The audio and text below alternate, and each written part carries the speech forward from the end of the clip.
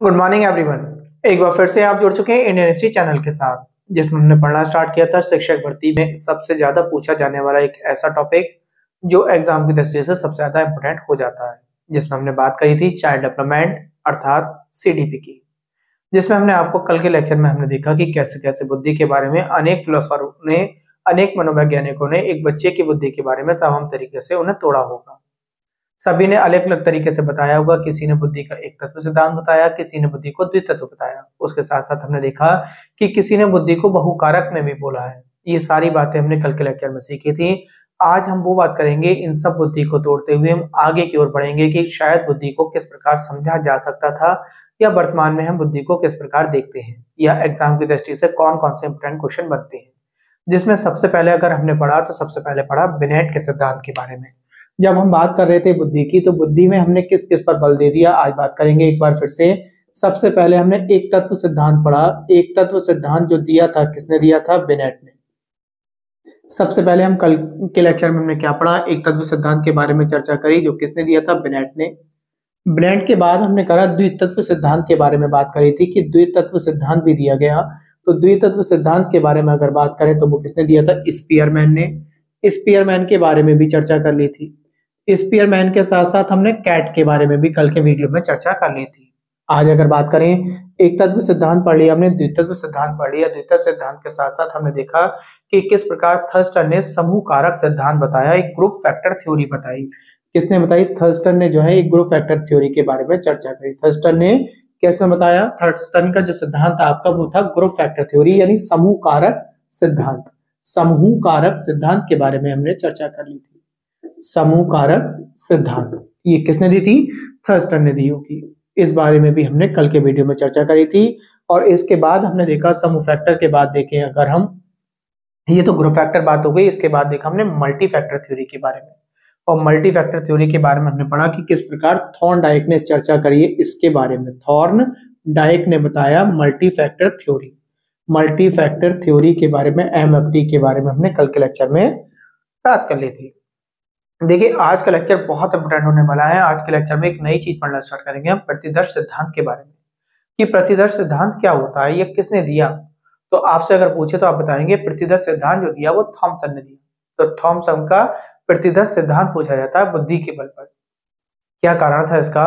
तो थॉमसन ने ना इन सभी की बातों को धीरे धीरे नकारा, और नकारने के बाद कहा कि बुद्धि जो होती है वो एक दूसरे से जुड़ के काम करती है। बुद्धि के बहुत सारे फैक्टर होते हैं जो एक दूसरे से जुड़े होते हैं। जैसे कि अगर बाप से बात करी जाए तो हमने कहा जैसे खाना बनाया जाता है, तो महिलाएं जब घर में खाना बना रही होती हैं तो वो खाना जब बनाते समय हम उन्होंने देखा होगा कि जब मसाला वगैरह को वो भून वगैरह रही होंगी, तो उसमें देखा होगा उन्होंने जैसे जैसे रंग परिवर्तित होता जा रहा है कि अब उन्हें अगला स्टेप क्या करना है। तो कहने का मतलब आंखों ने कार्य किया। तो आंखों के साथ साथ वो ना खुशबू से भी पहचान लेती हैं, खुशबू लेकर देखती हैं कि खुशबू बताती है उन्हें कि अब उन्हें जो है खाने में क्या चीज में बदलाव लाना है। तो कान, यानी उसके साथ खुशबू के साथ में यानी नाक ने भी कार्य किया। नाक के साथ साथ कभी कभी तुमने देखा होगा दूर बैठी होती है महिलाएं, और महिलाएं एक समय देखने के बाद और कुकर की सीटी से अंदाजा लगाने लगती है कि कानों ने भी कार्य किया कि अब जो भी वो भोजन पका रही है वो सारा का सारा भोजन बन चुका होगा। इस तरीके से आपसे अगर पूछी जाए तो आपसे पूछेगा कि सैंपलिंग थ्योरी क्या है, तो सैंपलिंग थ्योरी का मतलब है प्रतिदर्श सिद्धांत। तो सबसे पहले हम इसी के बारे में अगर बात करें तो आपसे बता देंगे आप कि हमने क्या पढ़ा। प्रतिदर्श सिद्धांत के बारे में पढ़ा कि हमारे सर ने प्रतिदर्श सिद्धांत बताया। और प्रतिदर्श सिद्धांत किसने दिया था? थॉमसन ने दिया था। ठीक है, इसे हम सैंपलिंग थ्योरी बोलते हैं, सैंपलिंग थ्योरी। ठीक, सैंपलिंग थ्योरी की बात करेंगे हम। और ये किसने दिया था आपको? ये दिया था थॉमसन ने। तो नया 5वां पॉइंट हमने पढ़ लिया, ये किसने दिया? थॉमसन ने। अब थॉमसन के बारे में अगर चर्चा करें तो ये किस प्रकार है, आप इस तरीके से समझ सकते हैं कि मैंने कहा बुद्धि अनेक प्रकार की होती है, अनेक प्रकार की बुद्धियां हैं। अब हमने कहा इनमें से ना कुछ थोड़ा सा स्टेप यहाँ से, थोड़ा सा ये, थोड़ा ये, थोड़ा ये, कहीं ना कहीं एक दूसरे से मैच खा रहे होंगे। इस तरीके से मैच खाते रहते हैं। ठीक, मैंने अभी खाने का आपको बहुत बढ़िया एग्जाम्पल दिया कि आप खाने से समझ जाती हैं महिलाएं कि कौन सा स्टेप हो चुका है और कौन सा स्टेप किस पर जो है निर्धारित करता है। इससे हमें ये मालूम पड़ गया कि एक बच्चे का जो विकास होता है या उसके जो है विकास जो होगा धीरे धीरे वो एक दूसरी चीजों से जो है डिपेंड होते हुए विकास होना स्टार्ट होगा। जैसे कि एक अन्य एग्जाम्पल की अगर बात करें तो जब हम क्लास वगैरह में हमने देखा स्कूल में जब शिक्षक पढ़ा रहे होते हैं या किसी भाषण में हमने सुना होगा, तो एक भाषण किसी दूसरे अन्य भाषण से हमेशा जुड़ा हुआ मिलेगा आपको। जब नेताजी भाषण दे रहे होते हैं तो वो कहीं ना कहीं आकर एकदम जैसे स्टेज पर आते हैं वो तुरंत कहते हैं जैसे मेरे संगी साथी ने इस प्रकार कहा, मैं उनकी बातों से बिल्कुल सहमत करता हूँ या मैं उनकी बातों से बिल्कुल सहमत नहीं हूँ।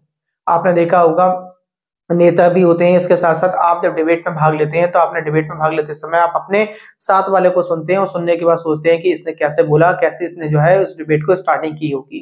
तो ये सारी बातें क्या सिखाती हैं, एक सैम्पलिंग थ्योरी होती है। आपने जो सैंपल की रूपरेखा आपको पहले वाले भाषण में देखने को मिल गई थी, उसी रूपरेखा में आपने निखार करना चाहा या उसी को बात को लेकर आगे बात करना स्टार्ट करा। तो आपसे पूछे सैंपलिंग के बारे में कि सैंपलिंग का जो सिद्धांत किसने दिया है, तो तुरंत बता देंगे थॉमसन ने दिया। एक फिलोसोफर के बारे में, एक मनोवैज्ञानिक के बारे में एक बात और हमें आज क्लियर हो गई। इसके बाद अगर बात करें इन चार के बाद, जैसे चार में हमने बिनेट पढ़ ली है, स्पीयरमैन पढ़ ली है, थर्स्टन पढ़ लिया, थॉर्नडाइक पढ़ लिया और आज हमने थॉमसन के बारे में चर्चा कर ली।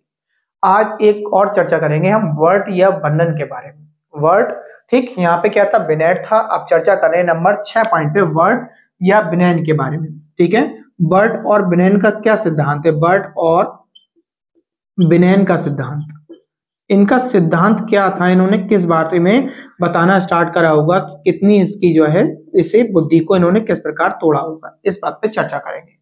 ठीक, किस किस का सिद्धांत है आपसे पूछ ले तो आप बता देंगे बर्ट और बर्नन का सिद्धांत बताया। इन्होंने क्या बताया, इन्होंने कहा बुद्धि ना एक पदों में चलती है, एक पद का क्रम आएगा, फिर दूसरा, फिर तीसरा, फिर चौथा, फिर पांचवा, इस तरीके से पदनाम क्रम में चलेगी बुद्धि। तो यहाँ पे आप समझ जाएंगे बर्ट और बिनेन का जो सिद्धांत है, तो आपका वो कौन सा है, पदुना क्रम में दे रखा है। जो पद आते हैं पदों का क्रम होगा, आपका पदों के क्रम में चल रही होगी, पदों का क्रम होगा। ठीक, मैंने आपसे कहा इस तरीके से मैं आपको बता दूं बुद्धि की स्टेज, मैंने आपसे कहा पहली स्टेज, दूसरी स्टेज, तीसरी स्टेज, चौथी स्टेज, इस तरीके से stage by stage, stage by stage धीरे धीरे वो आगे बढ़ती चली जाएगी। आपने जैसे मैंने देखा कि जब बच्चे को हम सिखाना स्टार्ट करते हैं तो सबसे पहले हमने ए फॉर एप्पल बताया, ए के बाद बी सीखा, बी के बाद सी सीखा, सी के बाद डी सीखा, इस तरीके से पदों का एक क्रम चलता चला गया। जब बच्चों को आप शिक्षा दे रहे होते हैं तो आप कोई ना कोई जब क्वेश्चन समझाते हैं तो आप एग्जाम्पल उस चीज को देना स्टार्ट करते हैं जिस चीज को उसने स्टार्टिंग में देख लिया होगा, फिर धीरे धीरे आप उन चीजों की जो है हार्ड करते चले जाते हैं। तो यानी क्या हुआ, बुद्धि एक क्रम में चली। जब बच्चे को आप मैथ सिखा रहे होते हैं, आप एज ए टीचर मैथ सिखाएंगे बच्चे को, तो मैथ में भी आप क्या करोगे, पहले उन चीजों को सिखाना स्टार्ट करोगे जो अगली चीज की सीखने में मदद कर रही होगी। तो आपसे ये पूछा जा सकता है कि पदों के क्रम को जो है बुद्धि एक पदों का क्रम है, ये बात किसने कही है, तो आप बताएंगे वर्ड व बर्नन ने इस बात पे चर्चा की। ये बात भी आपको क्लियर हो गई।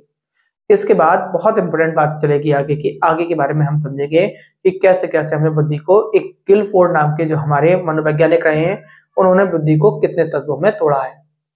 देखिए, एक तत्व सिद्धांत की बात आए तो बिनेट ध्यान रखेंगे आपको, और द्वितत्व सिद्धांत की बात आए तो स्पीयरमैन आपको याद रखना है। और अगर त्रितत्व की बात आए, आपके 3 तत्वों में तोड़ा है, 3 सिद्धांतों में तोड़ा है, तो उसमें आपको गिलफोर्ड का नाम लेना होगा।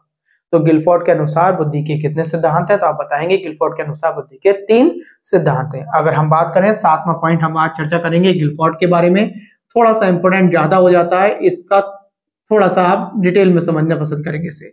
गिलफोर्ड का क्या है, गिलफोर्ड ने बुद्धि को कितने भागों में डिवाइड करा है, 3 भाग बताए इसके। गिलफोर्ड ने कितने बताए, इसके 3 भाग बताए। अब 3 भागों को हम कैसे याद करेंगे, तीनों भागों को याद करना है आपको। तो आप याद करेंगे OCP, क्या बताएंगे, OCP। ठीक है, इस तरीके से आप याद कर लेंगे। गिलफोर्ड ने बुद्धि के 3 भाग बताए, O, C और P करके मैंने इस प्रकार याद करा, तो उसी प्रकार आप याद कर लेंगे। O क्या है, C क्या है और P क्या है, इसमें हमें आपको ये ध्यान रखना है। देखिए, O का मतलब है ऑपरेशन से, क्या मतलब है, ऑपरेशन, ऑपरेशन मतलब एक संक्रिया से मतलब है O का। O फॉर ऑपरेशन, ऑपरेशन का मतलब आपका मैंने बता दिया संक्रिया। मैं तीनों को अलग अलग तोड़ देता हूं, मैंने आपसे ऐसा करके कहा ऑपरेशन, ठीक है। O फॉर हो जाएगा आपका ऑपरेशन, ऑपरेशन को आप संक्रिया बोलते हैं, इस तरीके से ध्यान रखेंगे। OC, C का मतलब हो जाएगा आपका कॉन्सेप्ट, ठीक है। तो C में आपको याद कर लेंगे कॉन्सेप्ट से, कि हमारे सर ने बताया था हमें C फॉर कॉन्सेप्ट होता है। और P फॉर अगर हम बात करें तो P फॉर प्रोडक्ट की बात हो जाएगी आपकी, कि क्या प्रोडक्ट निकलेगा आपका, ठीक है। तो OCP हमने इस तरीके से हमने तीनों चीजों को समझा, ठीक है। तो एक संक्रिया वर्ड बता दिया मैंने आपको। कंटेंट की बात करें, यहाँ पे कॉन्सेप्ट भी कह सकते हैं, कॉन्सेप्ट के साथ साथ कंटेंट भी लिखा हुआ मिल सकता है आपको, कंटेंट भी बोल सकते हैं इसे। तो आप कंटेंट आ जाए तो आप अलग अलग तरीके की बुद्धि की कंटेंट होते हैं भाई। किसी को मैंने कहा कि अगर बुद्धि की बात करें तो बुद्धि में ऊपर वाले को शरीर की बुद्धि उसे बहुत अच्छी तरीके से आती है, बाबा रामदेव जी को देखिए, वो जो है जरा से जो है समय में अपनी बॉडी को इस तरीके से जो है एक तरीके से मोड़ लेते हैं और कोई भी व्यक्ति इस तरीके से नहीं मोड़ पाएगा। ठीक, किसी में डांस की बड़ी बहुत अच्छी जो है कला होती है, किसी में संगीत की बहुत अच्छी कला होती है। तो हर तरीके की बुद्धि में जो है सबकी विषम वस्तुएं पाई जाती है। तो विषम वस्तुएं क्या हो गई, आपकी कंटेंट हो गई। इसके बाद हमने प्रोडक्ट की बात करी, तो प्रोडक्ट में आप समझ जाएंगे उत्पाद के बारे में सर चर्चा करेंगे। देखिए यहाँ पर क्या आता है, इन्होंने ना बुद्धि के जो तत्व बताए होंगे, तो 120 तत्व बताए, फिर 150 बताए और धीरे धीरे 180 तत्व हो गए। अब ये कैसे आएंगे आपके, ठीक है, तो पहले कितने बताए हमने, 120, फिर 150, फिर 180। अब ये किस प्रकार हुए होंगे उन बात की चर्चा करेंगे। तो अगर ऑपरेशन की बात करें तो ऑपरेशन में भी इन्होंने 6 तत्वों को क्लियर करा है कि ऑपरेशन जो बुद्धि में सबसे पहला पॉइंट जो ओ बोला, ओ फॉर ऑपरेशन। ऑपरेशन के कितने तत्व हैं, 6 तत्व हैं, जिसमें कि अगर बात करें पहला हो जाएगा आपका मेमोरी। सेकंड, मेमोरी से रिलेटेड ही ले लेंगे हम, इसके कितने तत्व हैं, 6 तत्व हैं। इनमें पहले की बात करी हमने किसकी, पहला हो गया आपका मेमोरी। दूसरे की बात करें तो दूसरा हो जाएगा आपका मेमोरी रिकॉर्डिंग। मेमोरी रिकॉर्डिंग की बात कर लेंगे हम। अगर तीसरे की बात करें, देखिए दोनों याद कर लेंगे, मेमोरी और मेमोरी रिकॉर्डिंग किसमें है, आपके पहले वाले में, ऑपरेशन में है। इसके बाद अगर हम बात करें कन्वर्जेंट थिंकिंग की, कन्वर्जेंट थिंकिंग मतलब एकवद चिंतन, ठीक है। उसके बाद क्या आ जाएगी आपकी कन्वर्जेंट थिंकिंग आ जाएगी, कन्वर्जेंट हो गया। और इसके बाद इसी में मैंने जोड़ दिया थिंकिंग, ठीक है, कि बुद्धि कैसी होती है, एकवद होती है। कभी कभी हमने आपको एक चित्र बना के भी दिखाया था एकवद चिंतन का क्या होता है। ऐसी अगर बात करें, अगला पॉइंट में बात करें तो 3 हो गए। 3 के बाद जैसे कन्वर्जेंट है, उसी प्रकार जो चौथे में आपको याद कर लेंगे डाइवर्जेंट के बारे में। डाइवर्जेंट थिंकिंग रही होगी आपकी, ठीक है। 4 पॉइंट हो गए। सबसे पहले वाले के मैंने ऑपरेशन के कितने बताए, 6 पॉइंट है, आपको ये याद रखने हैं। कितने पॉइंट आपके, 6। पहला हो गया मेमोरी, मेमोरी आपको याद हो गया होगा। उसके साथ साथ मेमोरी रिकॉर्डिंग हो जाएगी।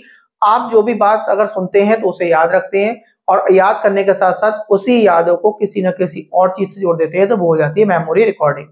फिर कन्वर्जेंट थिंकिंग हो जाती है, एकवद चिंतन हो जाता है। सभी तरीके से चिंतन करके आपका फोकस कभी कभी एक ही वस्तु पर आके टिक जाता है, तो उसे कन्वर्जेंट थिंकिंग बोलेंगे। कभी कभी क्या होगा, आपकी बुद्धि क्या होती है, डाइवर्जेंट थिंकिंग में आ जाती है, बहुविध चिंतन हो जाता है। बहुविध चिंतन में क्या है, आपका चिंतन जो है धीरे धीरे सभी दिशाओं में भागता रहेगा, तो वो बहुविध चिंतन हो जाएगा। इसके बाद क्या करते हैं, धीरे धीरे आप उसका एवोल्यूशन करते हैं। एवोल्यूशन का मतलब क्या हो गया, किस चीजों को ना निखारने के लिए उनमें बुद्धि लगाते हैं आप कि किस तरीके से मैं ये काम सही प्रकार कर पा रहा हूँ या गलत प्रकार कर पा रहा हूँ, तो वो हो जाएगा आपका एवोल्यूशन, ठीक है। तो आप इस तरीके से बता देंगे। अगला वाला अगर 5th पॉइंट में आपसे कोई पूछ रहे तो बता देंगे कि हमारे सर ने एवोल्यूशन के बारे में बता दिया था कि आपका 1 पॉइंट क्या हो जाएगा, 5th पॉइंट एवोल्यूशन हो जाएगा। तो सबसे पहले हमने ऑपरेशनल में देखा 6 पॉइंट है आपके, 5 पॉइंट आप पढ़ चुके। 6ठे पॉइंट के बारे में अगर बात करेंगे तो वो हो जाएगा आपका संज्ञान, जिसे बोलते हैं कॉग्निशन, ठीक है। कॉग्निशन करके बात करेंगे हम, ठीक है। कॉग्निशन हो जाएगी आपकी, ठीक है, संज्ञान। संज्ञान का मतलब उन चीजों को याद रखना हो गया होगा आपका, एक तरीके से बार बार चीजों को आपने संज्ञान में लिया होगा, मेमोराइज किया होगा, बार बार उन्हें याद किया होगा। मेमोरी अलग हो जाएगी, मेमोरी रिकॉर्डिंग अलग हो जाएगी, और आपका संज्ञान करना अलग हो जाएगा। तो पहले वाले में कितने पॉइंट है, गिलफोर्ड ने अपनी बुद्धि को 3 भागों में डिवाइड करा। 3 भाग कौन कौन से थे, ओ सी पी था। ओ फॉर ऑपरेशन हो जाएगा, पी सी फॉर कंटेंट हो जाएगा, और आपका पी फॉर प्रोडक्ट हो जाएगा। ऑपरेशन को पूछ ले आपसे कितने तत्व थे ऑपरेशन के, 6 तत्व थे। और इसके बाद अगर आपसे पूछ ले कॉन्सेप्ट या कंटेंट के कितने थे, तो आप तुरंत बता देंगे। इसे जो है गिलफोर्ड ने इसके 5 तत्व बताए हैं। कितने तत्व बताए, 5 तत्व बताए होंगे, जिसमें हम पहले के बारे में चर्चा करेंगे। पहला, दूसरा, तीसरा, चौथा, 5वां क्या क्या थे, ठीक। बात हो रही है हमारी किसकी, कंटेंट में। कंटेंट के 5 तत्व हैं। देखिए 5 तत्वों में, जैसे कि अभी मैंने आपको बताया था, यहाँ पे प्रतिदर्श सिद्धांत के बारे में बात करी थी हमने। तो हमने कहा था चीजों को हमने ना देखकर, सुनकर, या मैंने कहा सूंघ कर धीरे धीरे चीजों को पहचाना। तो सेम इसमें क्या हो जाएगा, पहला हो जाएगा ऑडिटरी, फिर हो जाएगा विजुअल, ठीक है। तो पहले वाले में आप ऑडिटरी करके याद कर लेंगे, चीजों को जो है हम सुनते हैं और सुनने के बाद बहुत सारी चीजें याद कर लेते हैं, ठीक। उसके साथ साथ विजुअल हो गया, हमने आंखों से देखा और देखने के बाद भी हमारी मेमोरी धीरे धीरे आगे बढ़ेगी, ठीक। ऑडिटरी हो गया, ऑडिटरी के साथ साथ हमने क्या कर लिया, विजुअल याद कर लिया। इसके बाद अगर बात करें, कुछ चीजें ऐसी भी होती हैं हम शब्दों से याद करते हैं। हमने कोई शब्द सुना और शब्द सुनने के बाद किसी न किसी बुद्धि को हम किसी और बुद्धि में जोड़ देते हैं, तो ऐसी बोले तो आप बता देंगे सीमेंटिक बोला जाता है ऐसे, ठीक है। शब्दों से याद करने की जो प्रक्रिया होती है उसे सीमेंटिक बोलते हैं। क्या बोलते हैं, सीमेंटिक करके आपको याद कर लेंगे, सीमेंटिक। इस तरीके से आपको 3 पॉइंट ये याद हो जाएंगे। अब चौथे और पांचवें पॉइंट के बारे में बात करेंगे। देखिए मैंने आपको कितने बताए, मैं बार बार इसलिए रिपीट कर रहा हूं क्योंकि गिलफोर्ड के ये सिद्धांतों में कंफ्यूज हो जाते हैं और कंफ्यूज के साथ साथ और ये हमारे लिए बहुत इंपॉर्टेंट हो जाते हैं याद करना। ठीक, ऑपरेशन में 6 हो गए, कॉन्सेप्ट में 5 में क्या हुआ, पहले तो ऑडिटरी हो गया, फिर विजुअल हो गया और विजुअल के साथ सिमेंटिक हो गया आपका। सिमेंटिक के बाद अगर हम याद करें तो हो जाएगा सिंबॉलिक। तो संकेतों के बल पे भी हम याद करते हैं, जैसे कि बच्चे को हम, जब बच्चा धीरे धीरे बड़ा होने लगता है तो उसे संकेत देना स्टार्ट कर देते हैं। हाथ से हमने इशारा करा, चीजों को हमने इशारा करा कि पिताजी वहां छिपे हुए हैं, वहां देखो जाकर, तो बच्चा ना उन सिंबलों को देखेगा और सिंबल को देखने के बाद आगे बढ़ेगा। तो एक हो जाएगा 4th पॉइंट आपका सिंबॉलिक। कितना हो जाएगा, सिंबॉलिक की बात करेंगे, सिंबॉलिक, सिंबॉलिक। ठीक, और एक हो जाएगा बिहेवियर में आ जाती है। बिहेवियर यानी जो है बच्चा अपने बिहेवियर के अनुसार भी चीजों को पसंद करना स्टार्ट करेगा। ठीक है, सीखना स्टार्ट करेगा। ठीक, किसी बच्चे की रुचि अगर क्रिकेट में है तो वो क्रिकेट से रिलेटेड चीजों को तो बहुत तेजी से पकड़ लेगा और बाकी चीजों को पकड़ना उसे जो है एकदम तेजी से नहीं पकड़ पाएगा। तो इस तरीके से 6 और 5 आपको पता चल गए। ऐसी प्रोडक्ट की बात करें तो प्रोडक्ट में भी इसने बुद्धि के 6 भाग बताए। कितने बताए प्रोडक्ट की, प्रोडक्ट की भी 6 भाग बताए। तो इस तरीके से हमें देखो ऐसे करके याद कर लेना है। वहां पे ये फॉर्मूला वाइज पूछेगा आपसे 6 × 5, पहले 6 थे, फिर 5 थे, फिर 6 हो गए। तो सही बुद्धि का जो गिलफोर्ड ने बताया है, जो 3 भागों में तोड़े, 6 × 5 × 6, तो 6 5 30, 6 180। तो इस प्रकार से वर्तमान में हम बुद्धि को गिलफोर्ड के अनुसार लगभग 180 तत्वों में तोड़ते हैं। तो आपको ये 180 तत्व के बारे में याद हो गया होगा। आप ध्यान रखना, वहां पे लिख के आएगा 6 × 6 × 5 या 6 × 5 × 6 या किसी भी तरीके से नई तरीके से 180 वैल्यू को बना सकता है। तो सबसे पहले अगर बात करें तो 180 तत्व, 120 तत्व बताए, फिर 120 के बाद 150 तत्व बताए, फिर 150 के बाद बात करेंगे तो हमारा हो जाएगा 180 तत्व के बारे में हम बात कर लेंगे। ठीक, सबसे पहले कितने हैं, मैं ये भी लिख देता हूं। फर्स्ट टाइम जब बात हुई हमारी तो 120 की बात हुई, फिर 150 हुई और धीरे धीरे होते होते आप वर्तमान में अगर गिलफोर्ड के अनुसार बात करें तो 180 तत्व हो गए। ये बात आपको याद हो गई होगी। हमने क्या क्या पढ़ लिया, एक तत्व सिद्धांत भी पढ़ लिया, हमने द्वितीय सिद्धांत भी पढ़ लिया, हमने मल्टीफैक्टर थ्योरी पढ़ ली, ग्रुप फैक्टर थ्योरी पढ़ ली, वर्ट एंड बर्नन का सिद्धांत भी पढ़ लिया, सैंपलिंग थ्योरी भी पढ़ ली और साथ साथ हमने गिलफोर्ड के सिद्धांतों के बारे में भी चर्चा कर ली। अगर देखिए सारी चीजों को हम देखें ना तो बार बार जो फिलोसोफर थे, आपके मनोवैज्ञानिक थे, उन्होंने बुद्धि पर बहुत सारे काम किए, मगर आज भी अगर हम देखें ना तो इन सब में ना कुछ कमी हमें दिखाई देती है। और इन सब में जब कमी दिखाई देती है तो वर्तमान में आकर केवल एक ही चीज चली जिसे हम मल्टीपल इंटेलिजेंस थ्योरी के बारे में जानते हैं। क्यों, क्योंकि हमने देखा है मल्टीपल इंटेलिजेंस थ्योरी की एक ही व्यक्ति में कई कई प्रकार की जो है इंटेलिजेंस पाई जाती है। तो कई कई प्रकार की जब पाई जाती है तो उसमें कहीं ना कहीं वो हर तरीके से अपनी बुद्धि को सिखा रहा होगा। मैंने कहा क्यों, क्योंकि किसी न किसी व्यक्ति में मैंने कहा संगीत की बहुत अच्छी कला पाई जाएगी, किसी में शारीरिक पाई जाएगी, जैसे अभी बाबा रामदेव जी का एग्जाम्पल दिया, किसी में व्यक्ति को पहचानने की बहुत अच्छी कला पाई जाएगी, किसी में आध्यात्म की कला बहुत तेज होगी, किसी में तर्क शक्ति बहुत तेज होगी, बहुत तेजी से विचार कर सकता होगा, कोई ऐसा भी होगा जो है कोई नेगेटिव मेंटेलिटी रखता होगा, हर चीज को जो है किसी दूसरी धारा में ले जाता होगा, वो किसी विषय में ले जाता होगा। तो इस तरीके से अगर हम बात करें तो आप आज ध्यान रखेंगे इस बात की कि धीरे धीरे जितने भी फिलोसोफर ने बात करी है वो कहीं ना कहीं कुछ ना कुछ कमियां रही होंगी उनमें, और कुछ ना कुछ कमियां रहने की वजह से वर्तमान में अगर बात करें तो कौन सी थ्योरी वर्क कर रही है, तो वो मल्टीपल इंटेलिजेंस थ्योरी के बारे में चर्चा हो रही है। ठीक है, तो आपको लास्ट में हमने बुद्धि के बारे में, पूरे लेक्चर में सब में हमने बुद्धि के बारे में बहुत बार चर्चा कर ली। तो अब अगर हमसे बात करें तो कौन सी है, बताएंगे मल्टीपल इंटेलिजेंस थ्योरी के बारे में बात चल रही है। ठीक है, इस समय जो है ये थ्योरी बहुत ज्यादा आगे एक बच्चे को जो है समझने के लिए काम में आती है। ठीक, अब बढ़ते हैं अब अपने नए टॉपिक की ओर। अब हमारा नया टॉपिक क्या बनेगा, देखिए बहुत पढ़ा है हमने पाइगेट के बारे में। Piaget it's mean प्याजे। प्याजे के बारे में हमने बहुत बातें सुन रखी हैं, तो आज हम प्याजे के बारे में थोड़ा सा बेसिक पढ़ना स्टार्ट करेंगे और प्याजे के बारे में इस बेसिक को ही हम डिटेल में लेते हुए चले जाएंगे। इन्होंने भी बुद्धि के ऊपर काम किया। जब इन्होंने बुद्धि के ऊपर काम किया तो किस प्रकार काम किया होगा, तो इन्होंने बुद्धि को दो भागों में तोड़ा। तो आज हम क्या पढ़ रहे हैं, तो थोड़े प्याजे के बारे में पढ़ रहे हैं। तो प्याजे को हम क्या बोलते हैं, पाइगेट पढ़ते हैं। ठीक है, कहीं कहीं आपको पाइगेट लिखा हुआ मिल जाएगा, कहीं मिल जाएगा आपको प्याजे।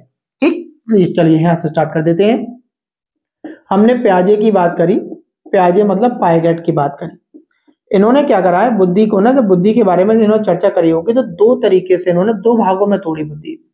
ठीक है, तो दो भागों में, एक तो अगर हम बात करें मॉरलिटी के बारे में बात करें, नैतिक थोड़ी, नैतिक विकास कैसे होता है बच्चे का बुद्धि में, एक थोड़ी संज्ञानात्मक विकास के बारे में।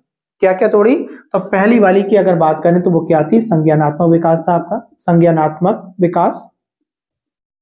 और दूसरे में अगर चर्चा करें हम तो दूसरा हो जाएगा आपका नैतिक विकास के बारे में चर्चा करेंगे। देखिए क्या था आपका नैतिक विकास और संज्ञानात्मक विकास के बारे में बात करेंगे। नैतिक विकास में ना धीरे धीरे बहुत सारे फिलोसफर आए, तो इस पर ना ज्यादा चर्चा जो है इनकी जो है हम ना पढ़ पाते हैं इसमें, क्योंकि सबने ना अलग अलग तरीके से नैतिकों को तोड़ा और उनमें भी बहुत ज्यादा बल मिला उनकी बातों में भी। तो प्याजे की हम नैतिक विकास पे इतना जोर नहीं दिया जाता जितना संज्ञानात्मक विकास पर जोर दिया जाता है। जितना प्याजे ने इस चीज को क्लियर करना चाहा होगा उतना जो है कोई संज्ञानात्मक विकास के बारे में और कोई फिलोसफर क्लियर नहीं कर पाए। जैसे कि बात करें तो संज्ञानात्मक विकास में भी इन्होंने 4 पॉइंटों में 4 भागों में देखा, जिसे हमने याद करा है SPCF करके, SPCF आप याद कर लेना। हमारे सर ने बताया था संज्ञानात्मक विकास को प्याजे ने 4 भागों में रखा, जिसे हमने बोला SPCF। SPCF का मतलब एस फॉर आप करेंगे, एक तो होता है सेंसरी मोटर स्टेज। कितने भागों में तोड़ा, तो संज्ञानात्मक को हमने बोला कि कितने 4 भाग हैं इसके, एक तो सेंसरी मोटर स्टेज हो जाएगी, एक प्री ऑपरेशन स्टेज हो जाएगी, S for sensory motor stage, P for pre operation stage, C for अगर बात करें तो कंक्रीट ऑपरेशन स्टेज हो जाएगी, और एफ फॉर की बात करेंगे तो फॉर्मल ऑपरेशन स्टेज की बात करेंगे। तो संज्ञानात्मक विकास कितने प्रकार के थे आपके, 4 प्रकार के थे। कितने प्रकार के, 4 प्रकार के। SPCF की बात हुई हमारी। आज जो हम चर्चा करेंगे पहला वाला, इसमें इस वाले की बात कर लेते हैं। किसकी बात करी हमने, SP। पहला वाला हमने इनका ले लिया, एस फैक्टर ले लिया, ठीक। एस फैक्टर में क्या बोला हमने, sensory motor stage. Sensory motor stage क्या है, किस प्रकार से होता है, इसे समझना स्टार्ट करेंगे, ठीक है। एस फॉर ध्यान रखेंगे, सर ने बता दिया, एस फॉर हो गया आपका सेंसरी मोटर स्टेज। देखिए अगर बात करें ना तो सेंसरी और मोटर को ही पहले थोड़ा सा क्लियर कर लें हम। देखिए सेंसरी क्या है, ठीक, और मोटर क्या है, दोनों में थोड़ा थोड़ा अलग अलग हम समझेंगे। सेंसरी को समझेंगे हम अपने ऑर्गन से। इन्होंने बताया कि एक बच्चा जो होता है वो सेंसरी, जो वर्ड लिया इन्होंने ऑर्गन से लिया, कि वो जैसे कि मुंह हो गया आपका, आंख हो गया, नाक हो गया, कान हो गया, इन सबसे ना कहीं सेंसरी ऑर्गन से सीखना स्टार्ट करता है। जैसे कि मैं आपसे बात करूं कि आपने देखा होगा अपने परिवार में छोटे छोटे बच्चे जब देखे होंगे तो वो चाहे अच्छी चीज हो चाहे उनके हाथ में बुरी चीज हो, वो तेजी से जो है वो अपने मुंह के पास लेकर जाते हैं, तेजी से जो है मुंह में डालकर उस चीज का टेस्ट लेना चाहते हैं, वो कैसा भी हो आपका। चाहे आपके, मैंने कहा कोई बराबर में आपके पड़ोस में चप्पल रखी हुई हो, चप्पल बहुत गंदी हो रही हो, तो उसे भी वो उठा लेंगे, और उठाने के बाद सबसे पहले कहाँ जाएगा उनका, वो मुंह की तरफ कोई चप्पल बढ़ना स्टार्ट होगी।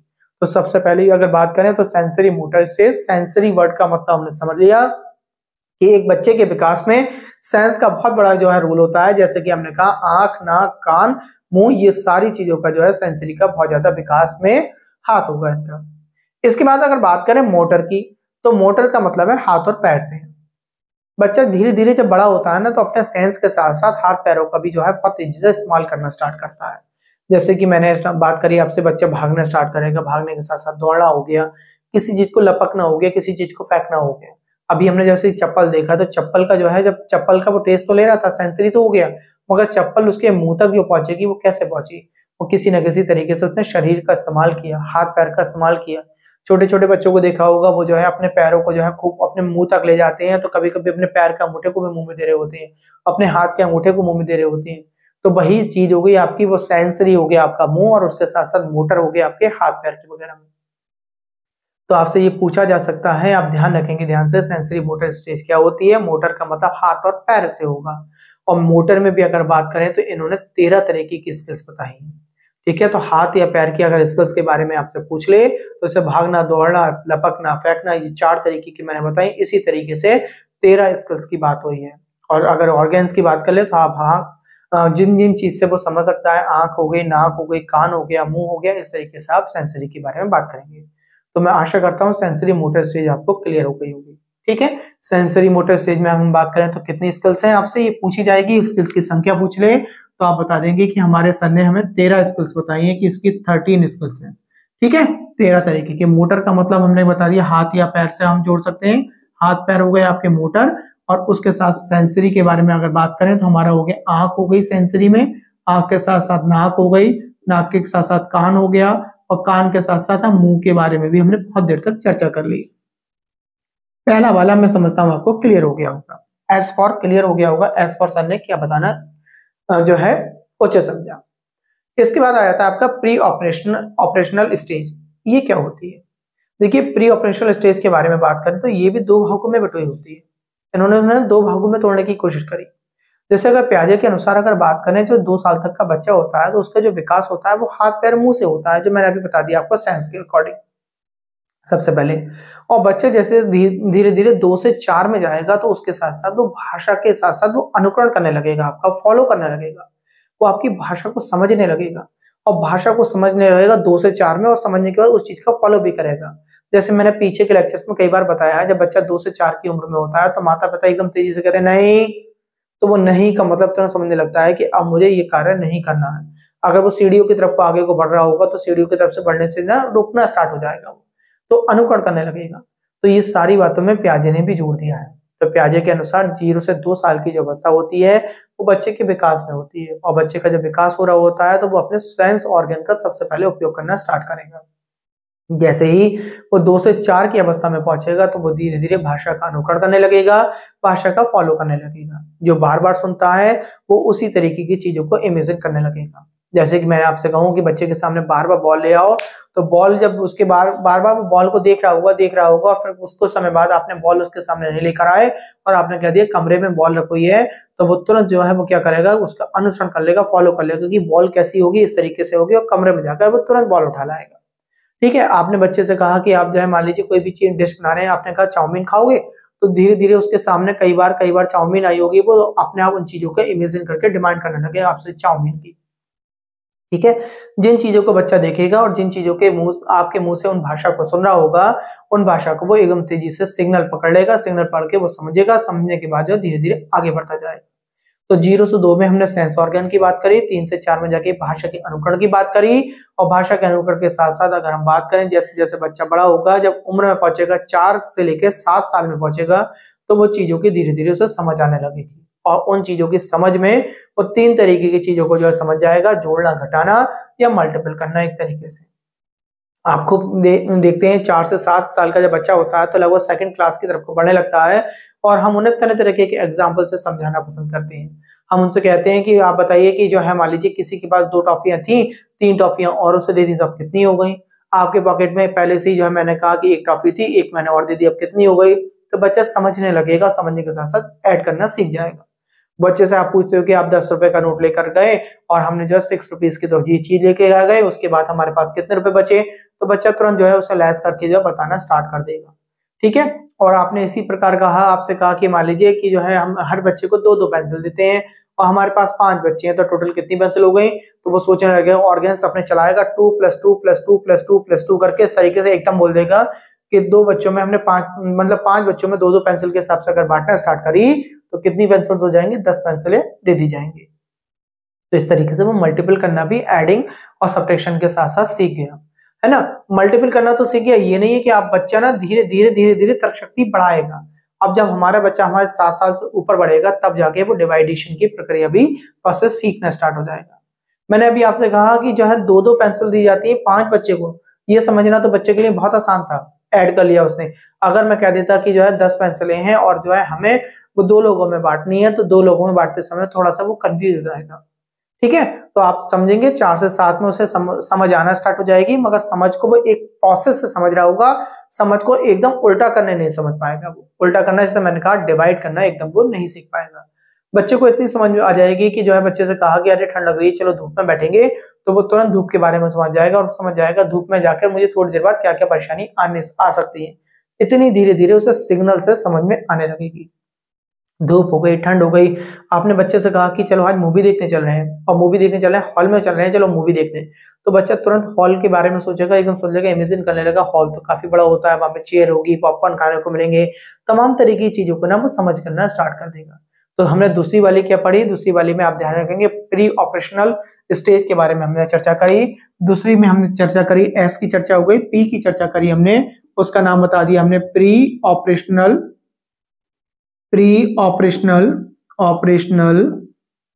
स्टेज। और इस स्टेज में हमने कितनी चर्चा कर ली, 2 से 4 वर्ष पहले की चर्चा कर ली।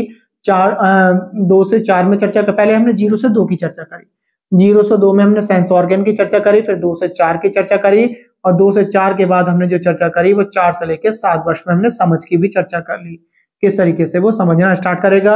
हमने देख लिया कि प्लस का, माइनस का और मल्टीप्लिकेशन के जो है सम्स इसमें आपके 4 से 7 में करना सीख जाएगा। 2 से 7 में जो है वो आपकी भाषा को समझ के जो है चीजों को समझना स्टार्ट कर लेगा, और 0 से 2 में जाके वो सेंस ऑर्गन पे काम करना स्टार्ट कर देगा। ये जीन पियाजे की सबसे इंपोर्टेंट रिसर्च के बारे में हम बात करते हैं। इसी में अगर बात करें अगर हम इसकी बात करें प्री ऑपरेशनल स्टेज की बात कर रहे हैं, तो 2 से 7 में अगर थोड़ा सा और एक साथ अगर समझा जाए तो 2 से 7 साल की उम्र में आके ही बच्चा ईगोसेंट्रिक हो जाएगा, उसके अंदर अहम का भाव आ जाएगा। 2 से 7 में जाके बच्चा ईगोसेंट्रिक हो जाता है। तो आपसे पूछा जाएगा पियाजे के अनुसार बच्चा ईगोसेंट्रिक यानी अहम भाव में कब आता है, तो आप तुरंत बता देंगे 2 वर्ष से 7 वर्ष की अवस्था में बच्चों के अंदर ईगोसेंट्रिक के गुण पाए जाते हैं। उसे लगेगा कि सारा का सारा मेरे अकॉर्डिंग चल रहा है, जैसा मैं कह रहा हूं वैसा ही होना चाहिए, या मैंने कहा कि जैसा मेरा जीवन है और मेरे जीवन पे आधारित है प्रकृति की चीजें भी। एक तरीके से अगर मैं एग्जांपल दूं आपसे, तो बच्चा इतना ईगोसेंट्रिक हो जाता है, आज अगर वो अपने घर में है और कुछ मैंने कहा अगले दिन जो है वो अपनी नानी के यहाँ चला गया, और नानी के अगर मान लीजिए वहां से लगभग जो है 200 किलोमीटर दूरी पर है, और 200 किलोमीटर दूरी पर जाने के बाद उसने रात में गया और रात में जाके चांद देखने लगा, तो उसे लगेगा कि देखिए मैं आ गया तो मेरे साथ साथ चांद भी आ गया। आप लोग भी पहले इस तरीके से सोचा जरूर होगा। आप जब बस में बैठ के, ट्रेन में बैठ के या गाड़ी में बैठकर जब जा रहे होते थे तो आपको लगा करता था जैसे चांद और सूरज आपके अकॉर्डिंग चल रहे हैं, आप चल रहे हो तो चांद और सूरज भी आपके साथ साथ चल रहे हैं। तो इस तरीके से 2 से 7 में जाके वो क्या हो जाएगा, ईगोसेंट्रिक हो जाएगा, अपने आप को ही सबसे ज्यादा समझना स्टार्ट कर देगा। ठीक है, ये बात आपको क्लियर हो गई होगी। इसी उम्र में एक चीज और पाई जाती है, ईगोसेंट्रिक वर्ड मैंने आपको यूज कर लिया। ठीक है, हमने क्या पढ़ा, ईगोसेंट्रिक आपसे मैं इस तरीके से बोल दे रहा हूं कि 2 वर्ष से 7 वर्ष में जाकर बच्चा पियाजे के अनुसार ईगोसेंट्रिक होगा। ईगोसेंट्रिक का अर्थ क्या होता है ये हमने क्लियर कर ली। इसी में अगर एक पॉइंट की और बात कर लूं मैं ईगोसेंट्रिक के साथ साथ, ये ना बच्चों में बहुत ज्यादा प्रॉपर्टी पाई जाती है, खासकर लड़कियों में बहुत पाई जाती है, जीववाद पाया जाता है। ठीक है, अब जीववाद क्या होता है, ठीक, एनिमिज्म बोलते हैं इसे, जीववाद, इट्स मीन एनिमिज्म। जीववाद क्या है, एनिमिज्म की बात करें, ऐसा नहीं है कि खासकर लड़कियों में ही पाया जाता है, लड़कों में भी होता है, बट अगर मोस्टली अगर बात करें तो लड़कियों में हमें ज्यादा देखने को मिलता है। ये निर्जीव चीज को भी सजीव मानकर जो है एक तरीके से बहुत लंबे समय तक ना बहुत बड़ी भी हो जाती है, तभी ना निर्जीव चीज को सजीव मान के उसमें ना एक तरीके से क्वालिटी देखती हैं उनकी। मैंने कहा पिलो हो गया, तकिया हो गया, तकिए को लड़कियां जो है बहुत ज्यादा सजा कर रखती हैं, बहुत सुंदर करके रखती हैं, और धीरे धीरे उस तकिए का वो उपयोग क्या है ऐसा करेंगे, अपने साथ ही सुला रही होंगी, अपने साथ ही उसे बहुत ज्यादा कहीं जा भी रही है तो उस तकिए को अपने साथ ले गई, एक तरीके से डॉल हो गई, डैडी हो गए। अपने जो है मान लीजिए जो बेडरूम है उनका, तो बेडरूम में उसने देखा होगा कि बेड के पास जो उन्होंने टेडी रख रखा है, और टेडी को जो है अपने साथ सुला रही है, उससे लिपट कर सो रही है। इस तरीके से बहुत सारी चीजों में हमें जीववाद भी ये प्रॉपर्टी देखने को मिलती है 2 से 7 में ही। ठीक है, आजकल अगर हम बात करें तो ये फैशन हो गया है, 7 से ऊपर भी हम कहीं ना कहीं महिलाओं में या गर्ल्स में इन चीजों को हम बहुत ज्यादा देखने को मिल जाता है। बट आपसे अगर रियल बात की जाए, जीन पियाजे के अनुसार जीववाद का जो नियम पाया जाता है वो 2 से 7 साल के बच्चों में ईगोसेंट्रिक के साथ साथ जीववाद भी पाया जाएगा, जिसे हम एनिमिज्म बोलते हैं। ये निर्जीव वस्तुओं को भी सजीव मान लेते हैं। तो आपसे ऐसा करके भी घुमाया जा सकता है कि निर्जीव को सजीव मानने की जो प्रक्रिया होती है उस प्रोसेस को क्या बोला जाता है, तो आप बोलेंगे जीववाद। जीववाद का नियम किसने दिया है, तो एनिमिज्म का नियम देने वाला कौन हो गया, आपके हो गए आपके जीन पियाजे। जीन पियाजे का एक नाम और है जिसे हमने पाइगेट के नाम से पढ़ लिया। बहुत सारी चीजों पे हमने चर्चा कर ली। बुद्धि के हमने 2 प्रकार जीन पियाजे के बता दिए, जिसमें हमने हमको सेंसरी का मतलब बता दिया, सेंसरी के साथ साथ मोटर स्टेज क्या होती है वो बता दी। इसके बाद हमने प्री ऑपरेशन स्टेज देखी, उसमें 0 से 2 में बच्चे में कितना विकास होगा, 2 से 4 में क्या होगा, 4 से 7 में क्या होगा, और एकदम हमने 2 से लेकर 7 तक पूरी भी देख ली किस तरीके से बच्चे में बदलाव आएगा। इसके बाद कल के लेक्चर में हम आगे चर्चा करेंगे इसके 3rd पॉइंट कंक्रीट के बारे में, और कंक्रीट के साथ साथ फॉर्मल ऑपरेशनल स्टेज के बारे में हम कल के लेक्चर में चर्चा करेंगे। कल ही के लेक्चर में हम देखेंगे कि बुद्धि में जो विकास होता है हम किस लेवल में, हमारा बुद्धि का एक फॉर्मूला बना है हमारा, और कल बुद्धि को हम एंड करते हुए जीन पियाजे की ओर बढ़ेंगे, और जीन पियाजे को बहुत डीपली समझते हुए हम चलेंगे, क्योंकि सबसे ज्यादा जीन पियाजे ने भी कहीं ना कहीं कार्य किया होगा। हमने अपने लेक्चर्स में बुद्धि में ही हमने देखी बहुत सारे स्पीयरमैन वगैरह की चाहे बातें हो, चाहे आपके वर्ण के बारे में बात की हो या कैट के बारे में बात की हो। इसके साथ साथ हमने बहुत सारे मनोवैज्ञानिकों के आपको नाम लिख कर चीजों के बारे में समझा दिए, जिसमें आज हमने थॉमसन के बारे में भी बहुत अच्छे से पढ़ा कि क्या थॉमसन ने बताया, और थॉमसन के साथ साथ थॉर्नडाइक के बारे में भी हमने चर्चा कर ली। आज के वीडियो में केवल इतना ही। कल एक बार फिर से जो है इसी लेक्चर को आगे कंटिन्यू आगे के पॉइंट समझना स्टार्ट करेंगे और समझेंगे इस प्रकार जिस प्रकार एग्जाम में हम जो है चीजों को एकदम तेजी से पकड़े और पकड़ने के बाद उनके आंसर दे पाए। नमस्कार, धन्यवाद।